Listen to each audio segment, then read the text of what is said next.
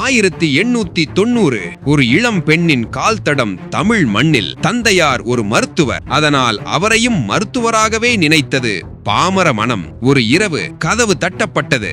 அம்மா, என் மனைவி பிரசவ வலியால் துடிக்கிறாள், உடனே வாருங்கள். இதோ அப்பாவை எழுப்புகிறேன். இல்லை அம்மா, நீங்கள் வாருங்கள். நான் டாக்டர் அல்ல, என் தந்தை தான் டாக்டர். அவரை கூட்டி போங்கள். ஒரு ஆண் என் மனைவிக்கு பிரசவம் பார்ப்பதா?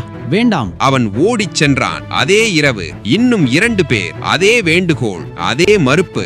எதுவும் புரியவில்லை. மறுநாள் காலை 3 மரண ஊர்வலங்கள். மருத்துவ உதவியின்றி பிரசவ வேதனையில் சாய்ந்த தாய் சேய் உயிர்கள். இதயம் நொறுங்கியது. இப்போது என்ன? பெண் மருத்துவர் தானே வேண்டும். அந்த நொடியில் ஒரு தீர்மானம்.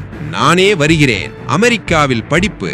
விதைக்கப்பட்டது சிறிய மருத்துவ சேவை வேலூரில். விருட்சமானது அது உலகமறியும் பெரிய மருத்துவமனையாய். CMC hospital Vellore. அந்த தேவதையின் பெயர் ஐடா சோஃபியா ஸ்கடர்.